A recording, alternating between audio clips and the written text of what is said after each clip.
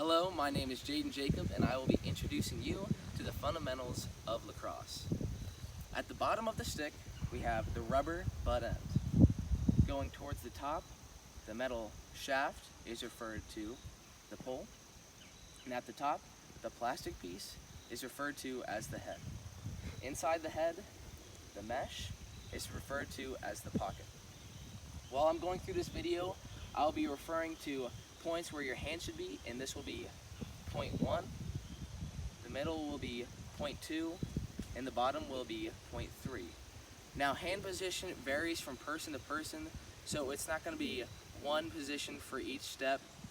Everyone will have their own spot for wherever they're comfortable with. And many people put tape on their stick so they can get comfortable with just feeling the stick and not having to look down when they pass, shoot, or throw. The first thing I will be teaching you guys today is how to throw.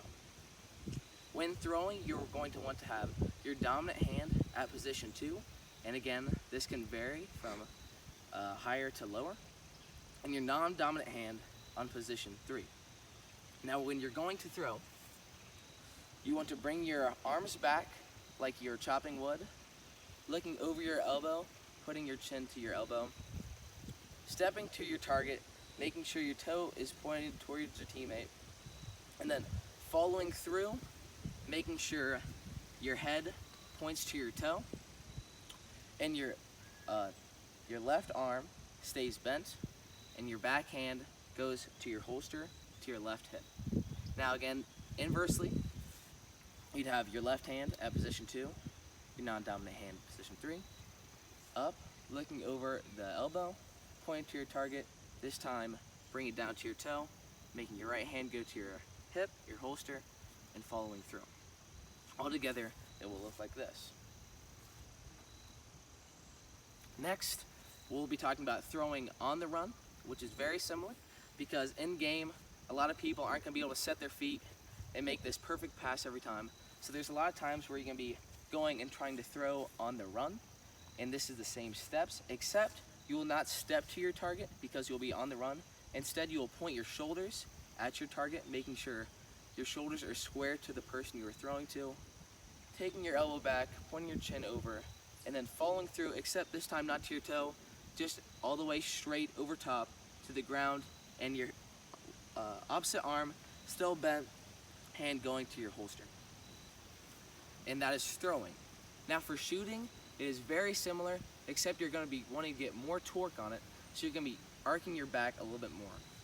So when you're shooting, again, for right-handed, you're going to take it to position 2, except for shooting, you're going to drop it a little bit lower than you would for passing, just so you can get a little more extra whip on the ball, get a little more velocity. So when you're standing still shooting, you're still going to step towards your target, rear back your arms like you're chopping wood, except this time you'll be looking over your shoulder so you get all the muscles in your body involved in the shot and creating this very tense body motion. So we'll come here and you're still following through, except your arm is not as bent as you're passing, because when you're passing, you're looking over the elbow, keeping it bent. When you're shooting, it's going to be a little less bent, and you'll still be following through to the toe, except your opposite hand will not come to the holster, it'll come more to your thigh area. So you'll follow through and bring it all the way through, and that'll be a shot standing still. Now when on the run, it'll be very similar to throwing. You're still gonna be on the run. You wanna square your shoulders, bring it back like you're chopping wood, looking over your shoulder, following through, and when you're on the run, you should follow through as much as your body motion comes this way. You should go into a back pedal as you shoot. Now that is the overhand shot. Now for the sidearm shot, it'll be very similar both ways for running and standing still, except you won't be bringing it over like you're chopping wood. Instead, you'll be bringing it back to your side, hence why it's called sidearm. So you'll be bringing it to the side, still stepping to your target, and this time when you follow through, you will not be following through to the ground, you'll be following through across your body. Now this is a more difficult shot, so many people when they're starting out just stick to the overhand shot. And then for the running shot will be the same. Square your shoulders, rear back, look over your shoulder, and then follow through into the backwards turn. Now for catching, you'll slide your hand all the way up to position 1, still keeping that non-dominant hand at position 3 on the butt end. You want to stick both hands out, looking at your teammate, watching the ball come into the pocket, and bringing it back like you're catching an egg. Because if you leave it out here and try to catch it, it'll just bounce right out of the pocket. So when you bring it back, you're going to watch it all the way into the pocket and then bring it back to your shoulder to secure it. Now after you catch and while you're running and while you're just moving around with the ball, it's very important to also cradle. And when I say cradle, cradling means to settle the ball into the back of your stick so you do not lose the ball easier.